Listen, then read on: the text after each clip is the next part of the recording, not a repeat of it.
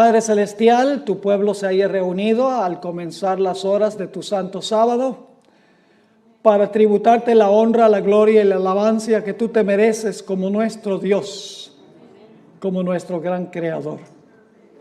Te pedimos, Señor, que al abrir tu santo libro, tu Santo Espíritu acompañe a tu pueblo. Acompaña especialmente a las visitas en nuestro medio, que puedan comprender el mensaje, recibirlo en el corazón y tomar la decisión de obedecer lo que tú nos enseñas. Gracias te damos por la promesa de tu compañía. Reclamamos esa promesa en el precioso nombre que sobre todo nombre, el nombre de Cristo Jesús. Amén. La Iglesia Adventista del Séptimo Día tiene un concepto de eventos finales muy diferente que todas las demás iglesias. Hay muchas diferencias entre la escatología adventista. Escatología significa los eventos finales que concibe la Iglesia Adventista y los conceptos que tienen otras iglesias. Esta noche, para comenzar, voy a compartir una de esas divergencias entre la Iglesia Adventista y la mayoría de las iglesias, por lo menos las iglesias carismáticas, las iglesias pentecostales evangélicas. La mayoría de los cristianos hoy en día creen que se pueden preparar para la venida de Jesús hasta que Él venga. Pero la Iglesia Adventista cree, en armonía con la Biblia, y lo vamos a comprobar esta noche y también mañana en nuestro tema, que la puerta de la gracia para este mundo se va a cerrar antes que Cristo venga. Todos los casos se van a decidir antes que Jesús venga. Se va a cerrar la puerta de la oportunidad, se va a cerrar la puerta de la gracia.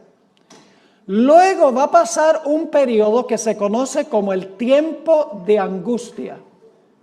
Y solo después del tiempo de angustia regresará Cristo en poder y gloria para reclamar a su pueblo. Es decir, la Iglesia Adventista, en armonía con la Biblia, enseña que si no estamos listos para cuando se cierre la puerta de la gracia, no vamos a estar listos para la segunda venida de Jesús. Ahora ustedes dirán, pastor, ¿a dónde enseña la Biblia este concepto?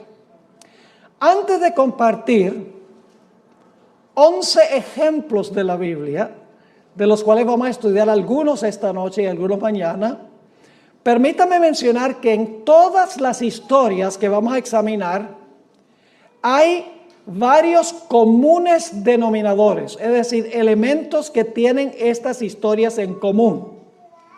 En primer lugar, en cada una de las historias hay un remanente fiel. En cada una de estas historias hay enemigos del remanente fiel. En cada una de estas historias hay un tiempo de angustia para el remanente fiel porque los enemigos quieren acabar con ellos, los aborrecen. En cada una de las historias encontramos que la fe de los fieles de Dios es severamente probada en el tiempo de angustia. En cada una de estas historias notamos que Dios se demora en responder a las oraciones de su pueblo, porque su pueblo ora que Dios por favor los libre de manos de sus enemigos, pero Dios no responde inmediatamente. Dios demora en responder a las plegarias de su pueblo. Y el último punto que tienen todas estas historias en común es que finalmente Dios interviene después de la demora para librar a su pueblo. Repito nuevamente los elementos que tienen en común estas historias. Número 1, un remanente fiel. Número 2, un enemigo o enemigos del remanente.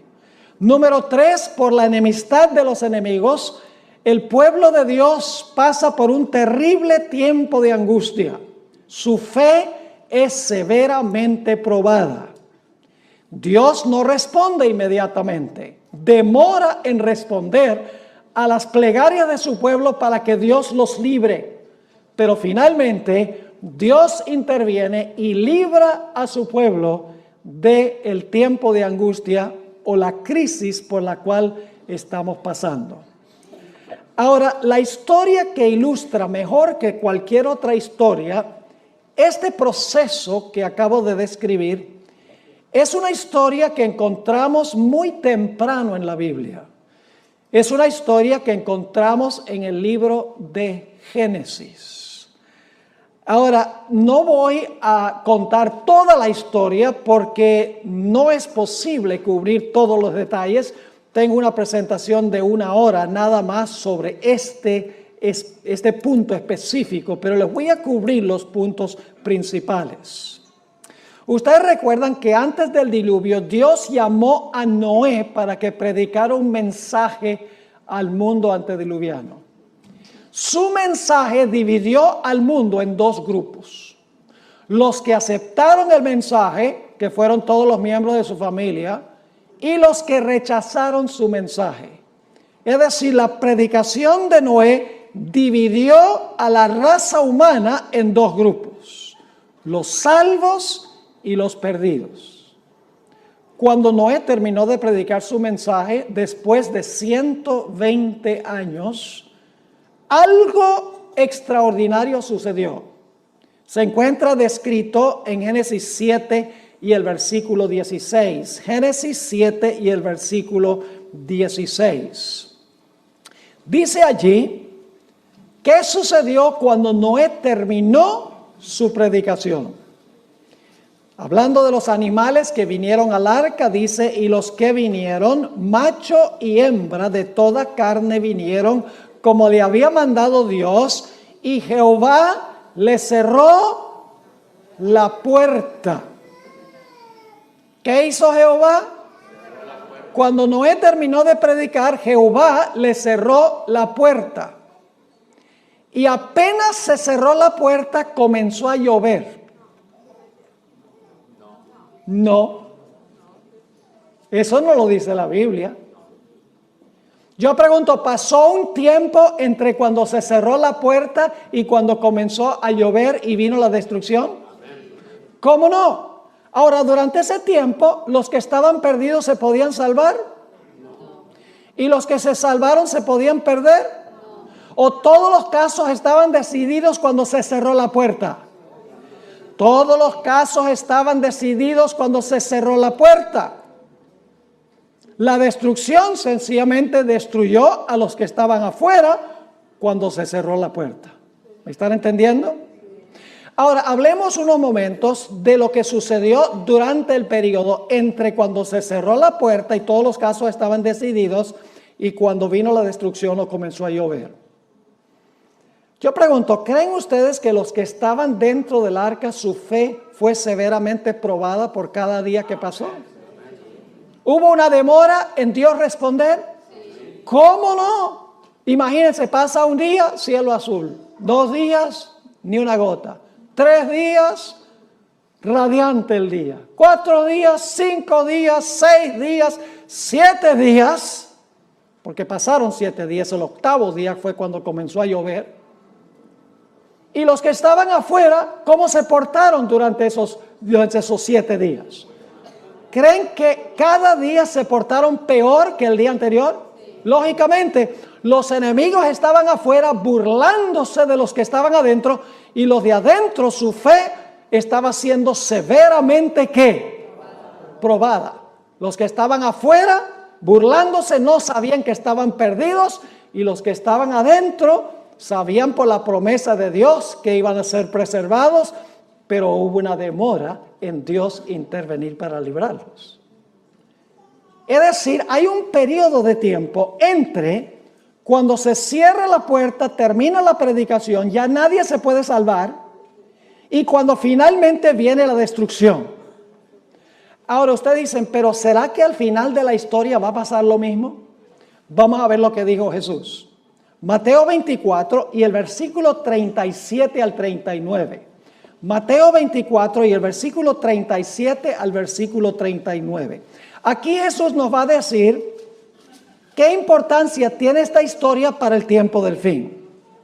dice allí Jesús, mas como en los días de Noé, así será la venida del Hijo del Hombre. ¿Qué eventos está comparando Jesús? Lo que pasó allá va a suceder aquí, está diciendo Jesús. Sigue diciendo, porque como en los días antes del diluvio, estaban comiendo y bebiendo, casándose y dando en casamiento, es decir, estaban llevando a cabo su vida rutinaria. Ahora viene una palabrita muy importante, hasta, es una palabra que marca un momento de tiempo, dice, estaban haciendo esto hasta el día en que Noé, ¿qué? Entró en el arca. Pero ahora fíjense lo que sigue diciendo. Y no entendieron, ¿quiénes no entendieron? Los que estaban afuera, muy bien. Y no entendieron hasta que vino el diluvio. ¿Qué no entendieron entre cuando se cerró la puerta y vino el diluvio? Los que estaban afuera, ¿qué no entendieron? ¿Qué no supieron? Que estaban perdidos, pero siguieron viviendo durante ese periodo. Dice, hasta que vino el diluvio y se los llevó a todos, y luego dice, así será también la venida del Hijo del Hombre. ¿Se va a cerrar la puerta de la gracia antes que Jesús venga? Seguro. En el mundo va a haber un grupo de personas que no van a saber que están perdidos. Va a haber un grupo cuya fe será severamente probada. Pasará el pueblo de Dios por un tiempo angustioso donde sus enemigos se van a burlar de ellos. Finalmente Dios intervendrá para librar a su pueblo cumpliendo su palabra. ¿Cómo no? Ahora permítame ilustrarlo de otra forma. Jesús dijo que Él iba a venir como ladrón en la noche.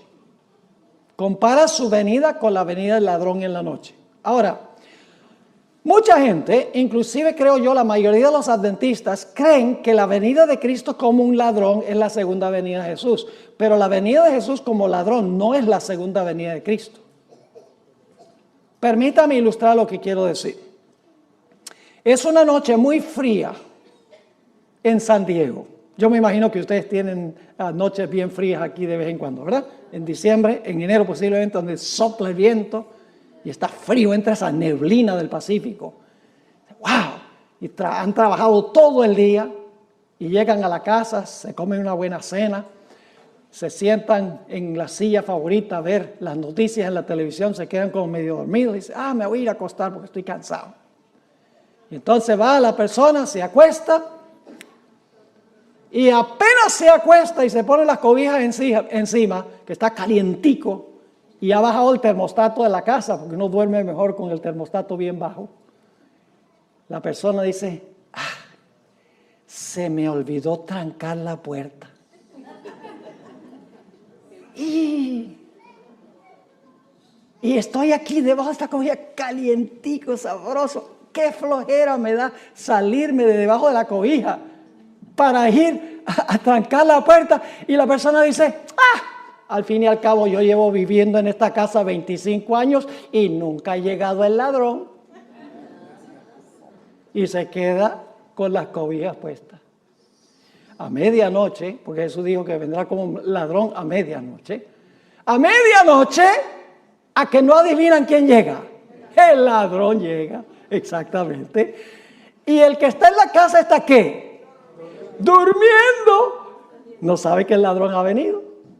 Y el ladrón entra a la casa y se roba la cámara de video, se roba el celular, se roba el dinero que consigue, mejor dicho, se roba todo lo que tiene valor y se va. Los que están adentro de la casa no saben que el ladrón ha venido. ¿Cuándo descubren los que están en la casa que el ladrón hizo una visita? Cuando se despiertan por la mañana, pero ya para ese momento es demasiado tarde.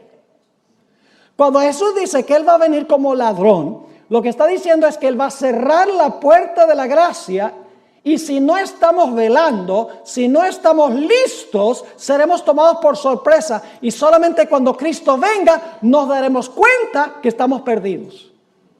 ¿Me están entendiendo lo que estoy diciendo? Y ahora escuchen bien lo que voy a decir. Muy importante. Tenemos un momento en la historia de este mundo cuando se va a cerrar la puerta de la gracia para todos los seres humanos. Pero si usted se llega a morir esta noche, su puerta se cerró. Su puerta individual. Porque la Biblia dice que Dios establece que el hombre muere una vez y después de eso viene el juicio. Es decir, no podemos decir, bueno, yo me voy a preparar y voy a estar listo cuando se cierre la puerta de la gracia. O yo voy a demorar porque la puerta de la gracia no se va a cerrar todavía porque no ha llegado la ley dominical. Y entonces llegamos a morir esta noche antes que llegue la ley dominical, antes que se cierre la puerta y de todas maneras se cerró la puerta. Porque en el momento de la muerte, ese es el fin. ¿Me están entendiendo este asunto? Ahora vamos a repasar. En los días de Noé, ¿hubo un remanente fiel? ¿Quién? Noé y su familia. ¿Había enemigos de ellos? ¿Quiénes? Los que estaban afuera. ¿Pasaron por un tiempo de angustia? ¿Los que estaban adentro? ¿Cómo no? ¿Su fe fue probada? Sí. ¿Hubo una demora en Dios librarlos de sus enemigos? Pero pregunto, ¿finalmente Dios intervino y el pueblo fue librado? Exactamente. Ven, todos los elementos están en esa historia.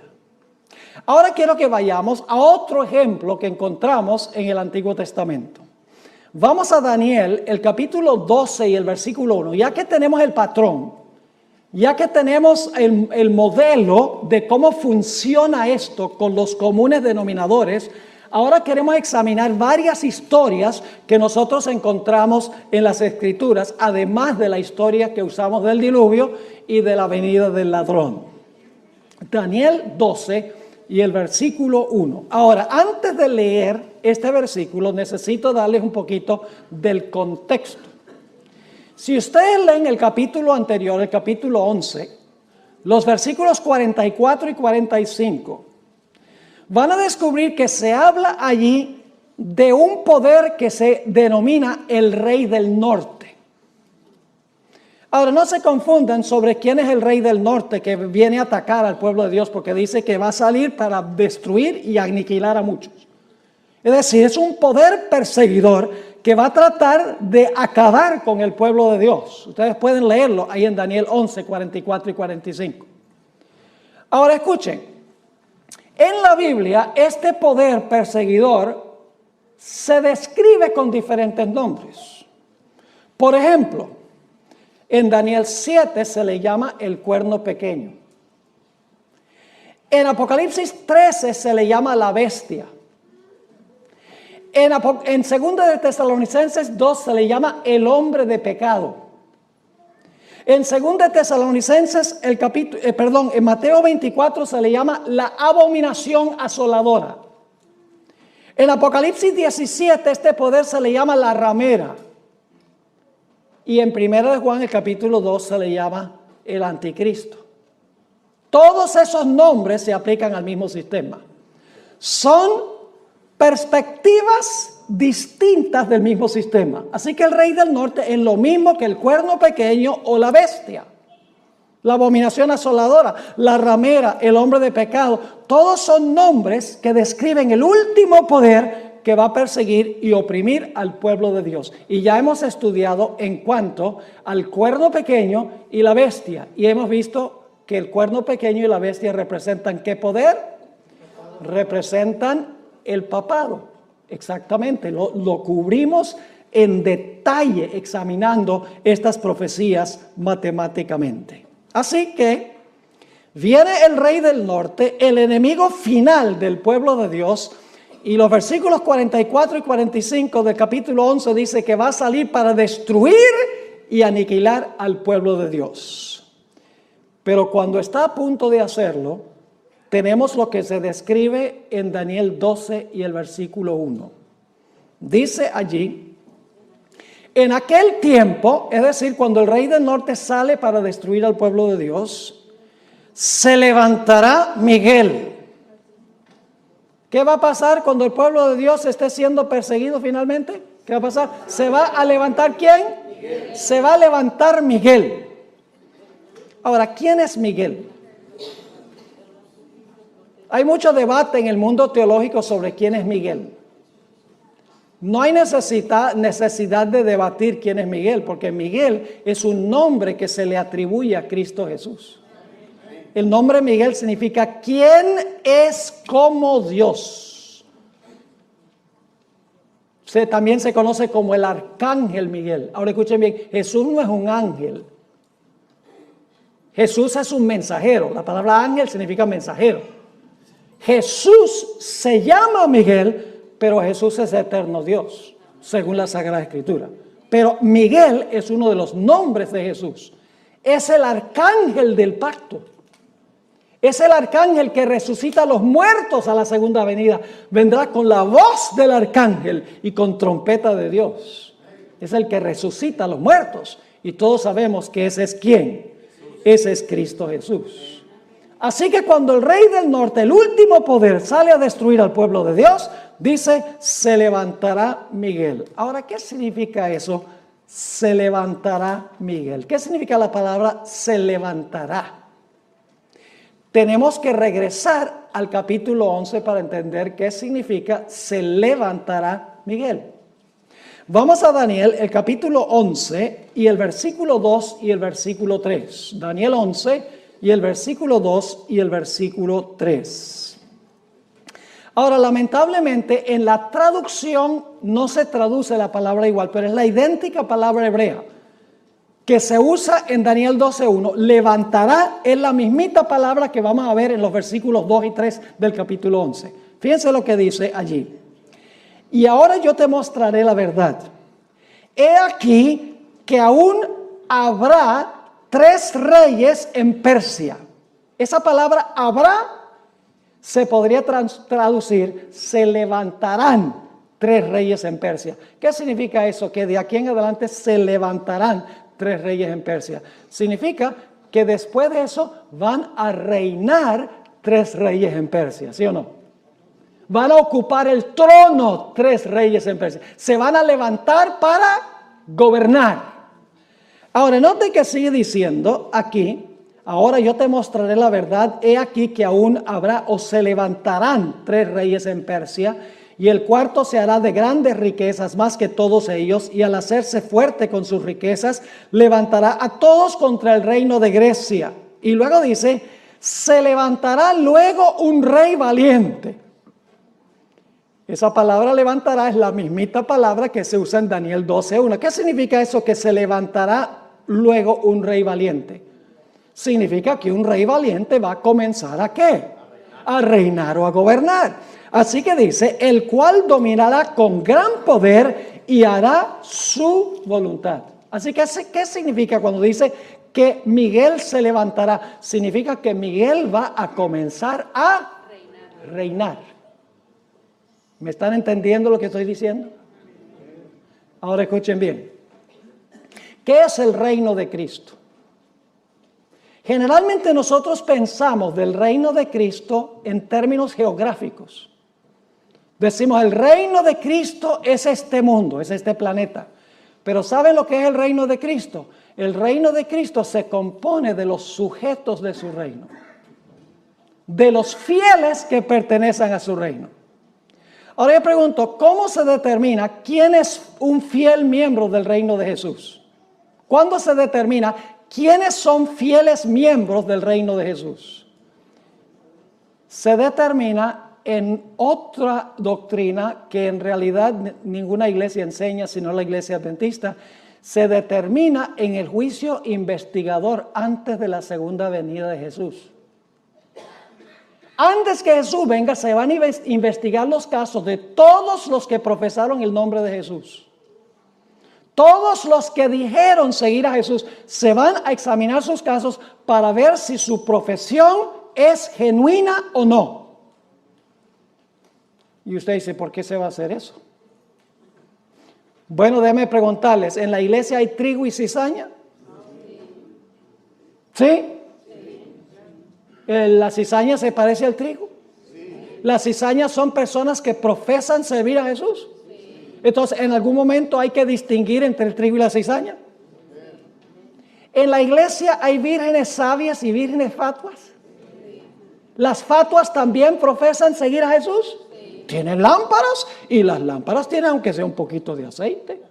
Lo que no tienen es aceite extra. Yo pregunto, ¿en la iglesia hay buenos peces y malos peces? Sí. Jesús usó la parábola de la pesca. Digo, nosotros somos los pescadores, el barco es la iglesia y el tirar la red es la predicación del evangelio. Y cuando usted tira la red, usted pesca solo pececitos buenos. No. En la iglesia hay peces buenos y peces malos. ¿Hay que hacer alguna separación? Yo no les voy a contar la historia, pero cuando yo crecí en Venezuela, íbamos a una isla que se llama Margarita, en vacación, nosotros la familia, y nos gustaba ir a una playa que se llamaba El Tirano, a donde entraban los pescadores tempranito por la mañana. ¿Y sabe qué hacían? Llegaban a la playa con las redes, y las redes tenían toda clase de animal marino. Tenían tiburones pequeños, estrellas de mar, tenían pulpos, tenían un pez así con una cabeza bien grande, con un cuerpo así delgadito, le dicen sapo allá, que tenía unas púas así venenosas, era como un bagre. Y los pescadores se sentaban en la orilla y tenían una canasta para los peces buenos y otra canasta para los peces malos, o por los animales marinos malos. Había que hacer una obra ¿de qué? De separación. La red del evangelio reúne peces buenos y peces malos, pero en el juicio Cristo examina para ver quién es quién. Yo pregunto, ¿en la iglesia hay personas que tienen apariencia de piedad, pero en realidad no tienen el poder de la piedad? Lo dice el apóstol Pablo. Yo pregunto, ¿inclusive hay ministros que se disfrazan como ministros de justicia? El apóstol Pablo lo dice. Yo pregunto, hay personas inclusive que dicen Señor, Señor, y echan demonios, y dan profecías, y hacen milagros, que Jesús va a decir, yo no los conozco a ustedes, apartados de mí, obradores de maldad. ¿Entienden por qué Cristo tiene que hacer una obra de separación antes de la segunda venida? Él tiene que demostrar quiénes son súbditos de su reino antes de regresar. Y cuando haya mostrado en el juicio quiénes en verdad son miembros de su reino está completo y se cierra la puerta de la gracia.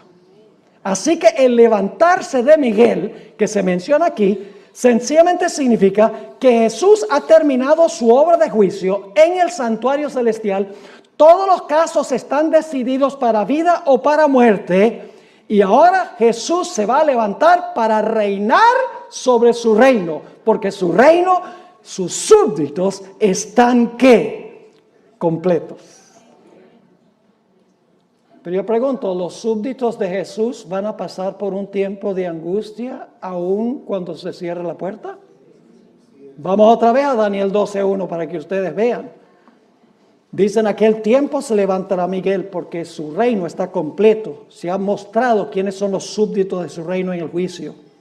Dice, el gran príncipe que está de parte de los hijos de tu pueblo, es decir, es el defensor de su pueblo. ¿Y qué va a suceder? Después que se levanta, después que se cierra la puerta, que Cristo comienza a reinar, ¿qué va a suceder? Dice, y será tiempo de angustia. ¿Va a pasar el pueblo de Dios por el tiempo de angustia? ¿Sí o no? Según este texto, el pueblo de Dios va a pasar por el tiempo de angustia. ¿Qué enseñan hoy las iglesias evangélicas? Enseña que cuando Cristo venga en el rapto, se va a llevar a todos los fieles al cielo. Y aquí van a quedar nada más los judíos para sufrir, como si no han sufrido suficiente ya. Para ellos, el pueblo de Dios no va a pasar por el tiempo de angustia, y por lo tanto, cuando se encuentren en el tiempo de angustia, no van a tener la fe necesaria para pasar por ese periodo.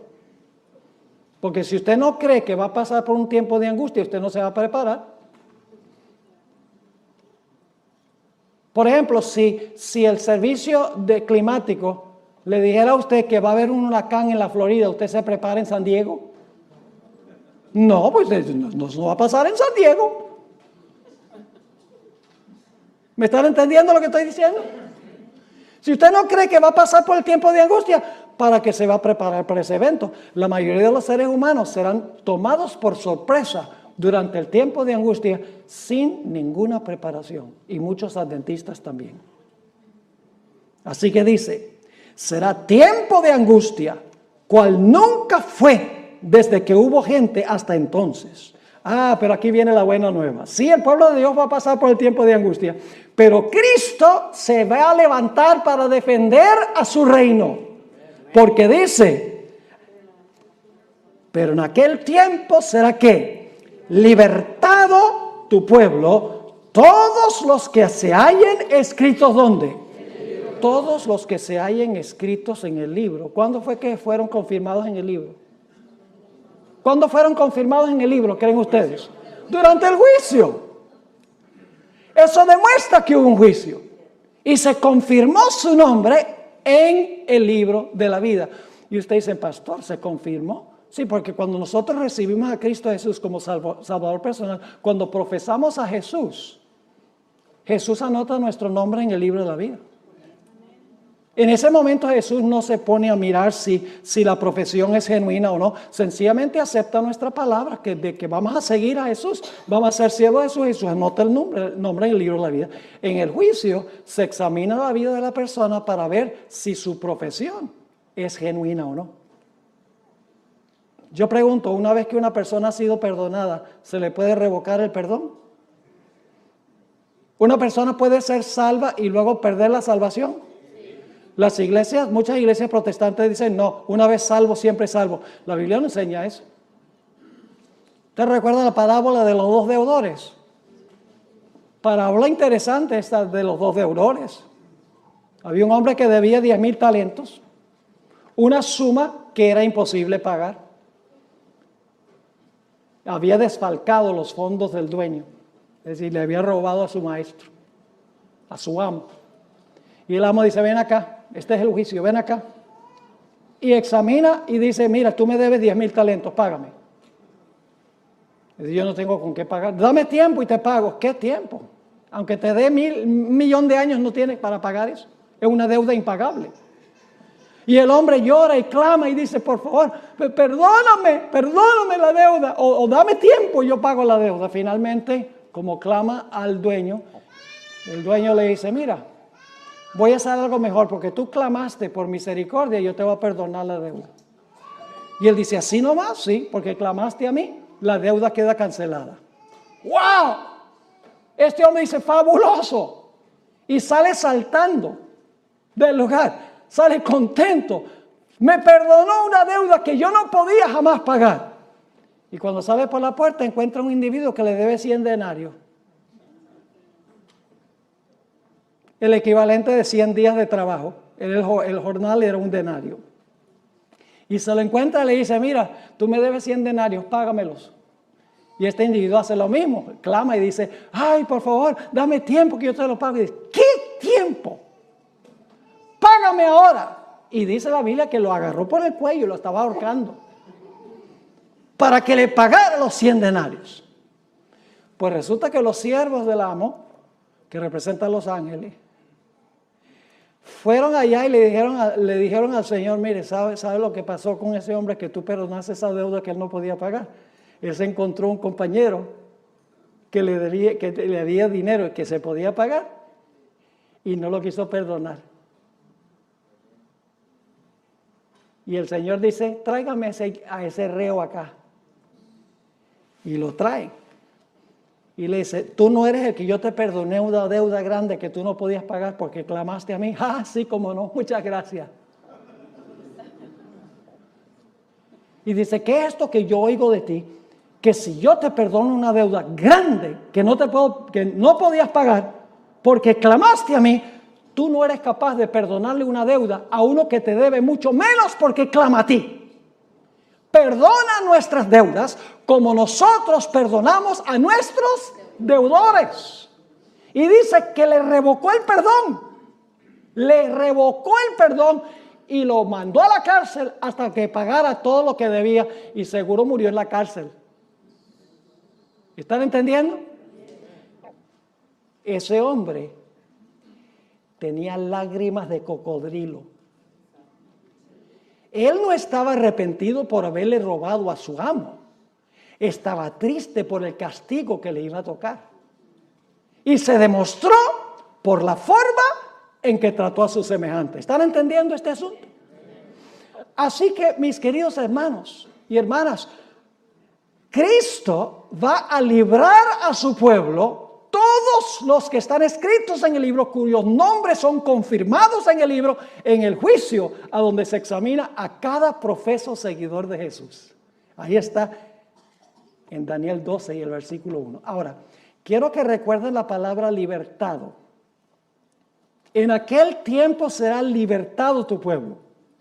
Mañana vamos a hablar un poquito más de esta palabra. Saben que en Daniel la palabra libertado se encuentra solamente en 3 capítulos de Daniel.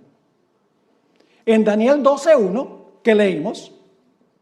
En Daniel 3, los jóvenes que fueron echados al horno de fuego. Y en Daniel 6, cuando Daniel fue echado al foso de los leones.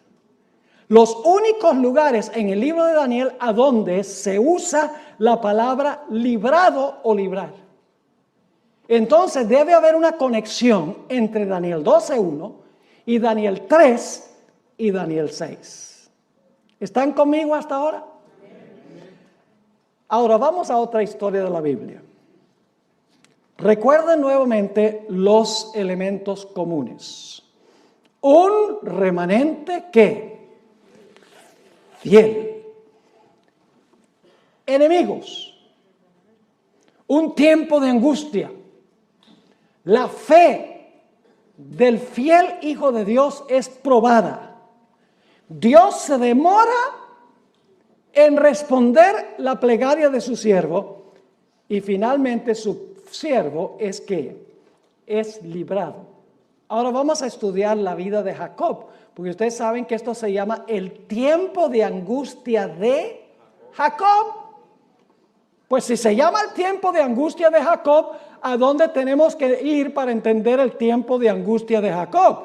Pues sería bueno ir a la historia de Jacob, si es el tiempo de angustia de Jacob. La historia de la angustia de Jacob se encuentra en Génesis 32. Vayan conmigo a Génesis 32 y les voy a compartir algunos detalles. Por la premura del tiempo no podemos cubrir toda la historia, pero les voy a dar los puntales, los puntos más importantes.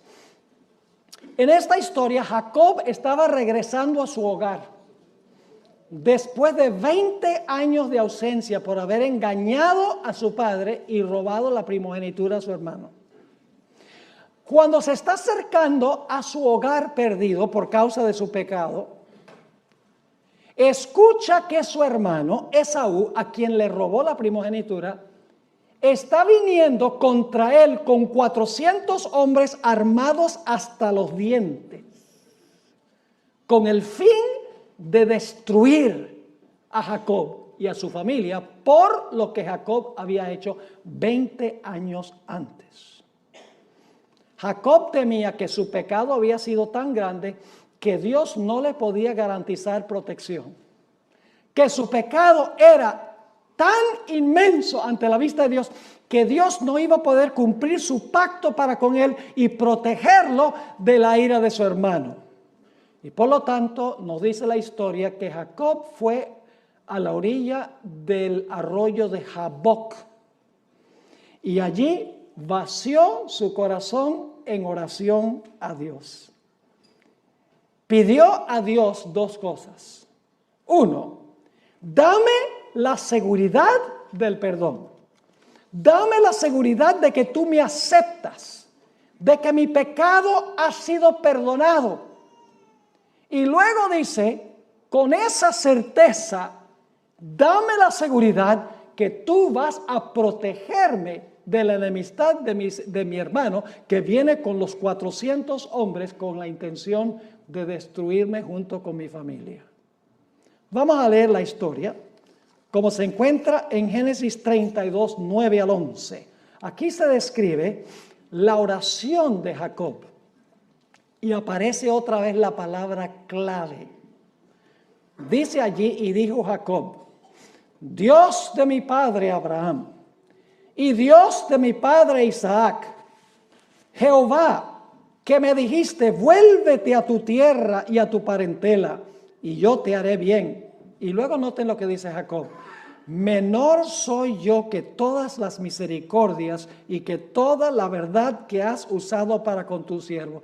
Jacob está diciendo, Señor, yo no soy digno de que tú me perdones ni de que tú me aceptes. Y luego sigue diciendo, pues con mi cayado pasé este Jordán y ahora estoy sobre 2 campamentos. Y luego, ¿cuál es la palabra del versículo 11? ¿De quién? De la enemistad del hermano. ¿Tiene Jacob un enemigo, sí o no? Sí. Él es el remanente fiel. Él tiene un enemigo. Está pasando por un tiempo severo de angustia, vaciando su oración a Dios para tener la certeza del perdón y la protección de Dios contra su enemigo. Sí. ¿Dios contesta la oración inmediatamente? No, eso lo vamos a ver en un momento, pero finalmente Dios interviene y lo libra de la ira de su hermano. Vamos a notar que cuando Jacob está a la orilla del arroyo Jaboc, de repente viene un individuo y empieza a luchar con él. Y él cree que es un enemigo y empieza a luchar con este misterioso personaje. Cuando estaba muy cerca de la mañana se dio cuenta que no estaba luchando con un mero ser humano, que estaba luchando con el ángel del pacto. Estaba luchando con Jesús. Lo vamos a ver en unos momentos. Estaba luchando con Jesús. Y cuando estaba por amanecer, Jacob le dice a este personaje, Señor, dame la seguridad del perdón. Dame la seguridad que me vas a proteger de la ira de mi hermano, que no vamos a perecer. Y el ángel le dice, suéltame, que amanece. Me voy. ¿Y qué hace Jacob? Jacob dice, nada de eso. Se aferró de él y dijo, no te soltaré hasta que me bendigas. Y luego otra vez el ángel dice, suéltame porque amanece. Jacob dice, no way. No te soltaré hasta que me des la certeza del perdón y que tú me vas a proteger de manos de mi enemigo. Y nos dice la historia que en ese lugar el ángel bendijo a Jacob. Y luego le cambió el nombre porque su carácter había cambiado. Dios le dijo, tu nombre no será más llamado suplantador. Jacob significa suplantador, alguien que procura robarle el puesto a otro. Sino que tu nombre será llamado Israel, porque has luchado con Dios y con los hombres y has prevalecido. Leamos la historia como se relata en Génesis 32, 24 al 30. Génesis 32 y el versículo 24. Así se quedó Jacob solo y luchó con él un varón hasta que rayaba el alba. Y cuando el varón vio que no podía con él, tocó en el sitio del encaje de su muslo y se descoyuntó el muslo de Jacob mientras que con él luchaba. Y dijo el personaje, déjame porque raya el alba. Y Jacob le respondió, no te dejaré si no me bendices. Y el varón le dijo, ¿cuál es tu nombre? Y él respondió, Jacob. Y el varón le dijo, no se dirá más tu nombre Jacob, sino Israel, que significa príncipe de Dios. Porque has luchado con Dios y con los hombres y has, ¿qué? Vencido. Entonces Jacob le preguntó y le dijo, declárame ahora tu nombre. Y el varón respondió, ¿por qué me preguntas por mi nombre? Y lo bendijo allí. Ahora, ¿quién fue este personaje con quien luchó Jacob toda la noche para tener la seguridad del perdón y la seguridad de la protección contra la ira de su hermano? La Biblia lo describe de 2 formas. Noten el libro de Oseas, el capítulo 12 y el versículo 4, ¿con quién fue que luchó Jacob? Oseas 12 y el versículo 4. Interesante este texto, ¿verdad que sí? Dice, ¿venció a quién? ¿Jacob venció a quién? Venció al ángel y prevaleció. Lloró y le ¿qué? Y le rogó. En Betel le halló y allí habló con nosotros. ¿Con quién estaba luchando Jacob? Dice que estaba luchando con el ángel. Lloró y rogó al ángel, dice aquí. Y usted dice, entonces, ¿el que estaba luchando con Jacob era el ángel? Sí, era el personaje que en el Antiguo Testamento se le llama el ángel de Jehová. Jesús. Ahora vuelvo a decir que el ángel de Jehová no es un ángel, no es una criatura. El ángel de Jehová es Jesús. Y Jesús es eterno Dios. Pero en el Antiguo Testamento se le llama el ángel o el mensajero de Jehová. Y ustedes dicen, ¿cómo sabe que ese ángel en realidad era Jehová? Por el nombre que Jacob le puso al lugar. Nota en Génesis 32 y el versículo 30, el nombre que le dio Jacob a ese lugar. Dice en Génesis 32, 30, y llamó Jacob el nombre de aquel lugar, ¿qué cosa? Peniel. ¿Sabe lo que significa la palabra Peniel? Viene de dos palabras hebreas, pen y el. Significa rostro de Dios. ¿Cómo llamó Jacob el lugar donde luchó con el ángel? El rostro de Dios. ¿Por qué razón? Dice, porque dijo, vi a Dios cara a cara y fue, ¿cuál es la palabra clave ahí? Fue librada mi alma.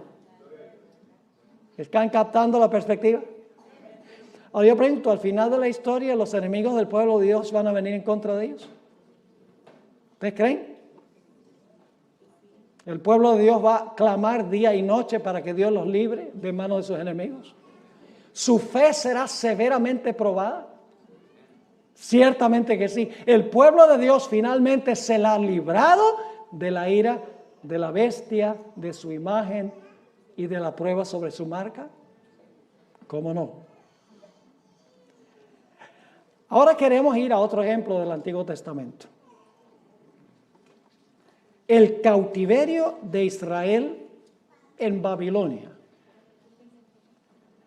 Permítanme mencionarles los elementos claves antes de leer el pasaje que se encuentra en Jeremías, el capítulo 30, y vamos a leer Jeremías 30 y empezando con el versículo 5. Escuchen bien el marco histórico. El remanente fiel en esta historia es el pueblo de Israel. El enemigo del pueblo de Israel en esta historia es Nabucodonosor y los babilonios, que llevaron al pueblo de Dios cautivo a Babilonia. El tiempo de angustia que pasó el pueblo fueron los 70 años que pasaron allí cautivos en Babilonia, bajo el mando de su enemigo Nabucodonosor y de los babilonios. Yo pregunto, ¿se demoró Dios en librarlos? Se demoró 70 años. Sí, fue un tiempo de agonía para el pueblo de Dios mientras estaban cautivos. ¿Cómo no? ¿Su fe fue severamente probada? Sí, pero finalmente Dios intervino y libró a su pueblo del cautiverio a Babilonia y al rey Nabucodonosor. Vamos a leer el pasaje como se encuentra en Jeremías 30 y el versículo 5. Porque así ha dicho Jehová. Hemos oído voz de temblor, de espanto y no de paz. Inquirid ahora y mirad si el varón da a luz. Sabemos que el varón no da a luz, pero estos dolores del pueblo son tan grandes que parecen dolores de una mujer en parto. Inquirid ahora y mirad si el varón da a luz, porque he visto que todo hombre tenía las manos sobre sus lomos, como mujer que está de parto, y se han vuelto pálidos todos los rostros. ¿Pueden captar la agonía y el sufrimiento que se describe aquí? El dolor que está pasando el pueblo de Dios porque están cautivos. Y luego dice en el versículo 7, cuán grande es aquel día, tanto que no hay otro semejante a él. ¿Recuerdan Daniel, el capítulo 12:1, donde dice que tiempo de angustia cual no se ha visto jamás? Aquí está la expresión, que no hay otro semejante a él. Y luego, ¿cómo se llama este tiempo? Tiempo de angustia, ¿para quién? Para Jacob. Ahora es el pueblo, porque en este tiempo Jacob estaba muerto. Jacob es un sinónimo del pueblo de Israel. Dice, tiempo de angustia para Jacob, pero ahora escuche la palabra clave otra vez. Pero de ella será librado. ¿Están viendo en todas estas historias el tema clave? Mas será librado. En aquel día, dice Jehová de los ejércitos, yo quebraré su yugo de tu cuello, es decir, del enemigo. Voy a quebrar su yugo de tu cuello y romperé tus coyundas. Y extranjeros no lo volverán más a poner en servidumbre, sino que servirán a Jehová su Dios y a David su rey, a quien yo les levantaré. Eso no puede ser el David literal, porque David ya estaba muerto. Está hablando de quién va a reinar sobre su pueblo. No David, sino el hijo de David, que es ¿quién? Cristo Jesús. Vamos a notar otro panorama que da la Biblia. Mateo 24 y el versículo 21 y 22. Hermanos y hermanas, nosotros ni siquiera nos imaginamos cómo va a ser ese periodo. Nosotros ahora vivimos más o menos cómodos. Tenemos nuestra casita, tenemos 1 o 2 carros, tenemos algo de dinero en el banco, tenemos ropa, tenemos libertad para movilizarnos de un lado para otro, podemos reunirnos libremente en la iglesia. Todo eso va a llegar a su fin. El pueblo de Dios lo va a perder todo. Lo vamos a ver en la próxima historia que voy a cubrir. Y el pueblo de Dios va a tener que huir y dejarlo todo. ¿Está usted dispuesto a dejarlo todo? Me hace pensar de algunos adventistas que dicen, pastor, a mí no me alcanza el dinero para diezmar. No me alcanza.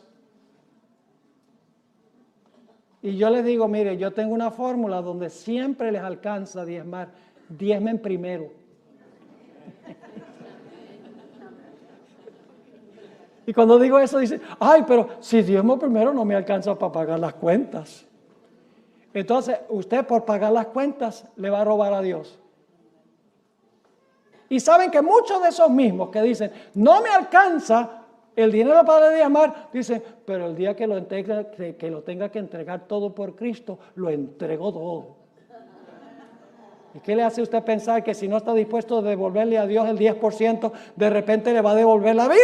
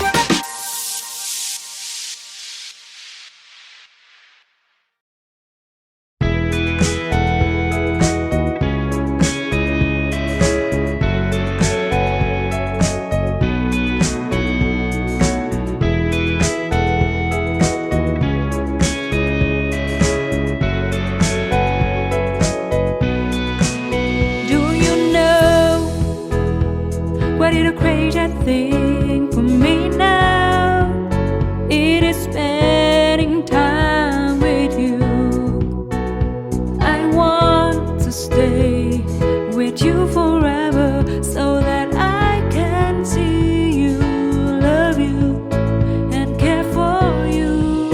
Do you know what is a crazy thing for me now? It is spending time with you. I want to stay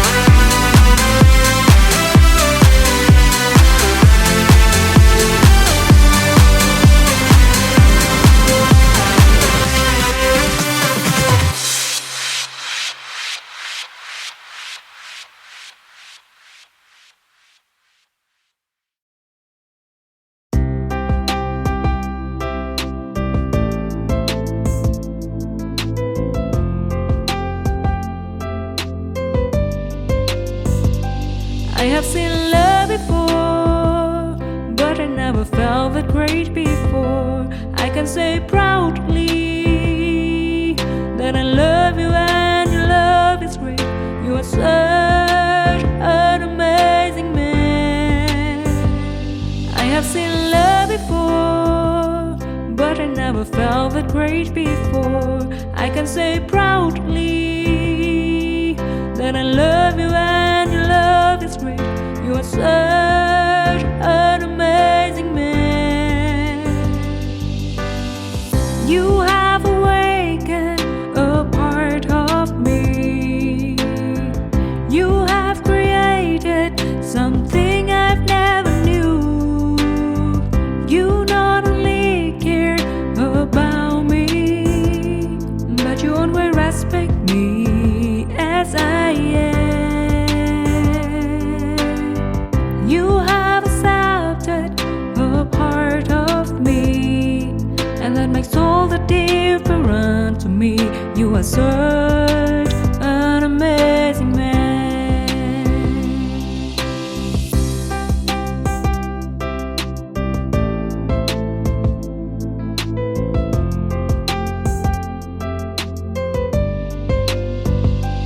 I have seen love before, but I never felt that great before. I can say proudly that I love you and your love is great. You are such an amazing man. I have seen love before, but I never felt that great before.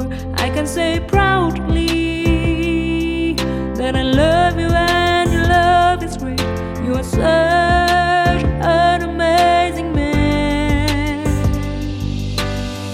You have awakened a part of me. You have created something I've never knew. You not only care about me, but you always respect me as I am. You have accepted a part of me, and that makes all the difference to me. You are such an amazing man. You have awakened a part of me. You have created something I've never knew.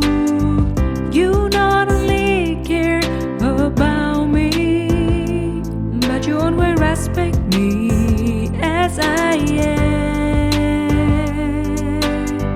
You have accepted a part of me, and that makes all the difference to me.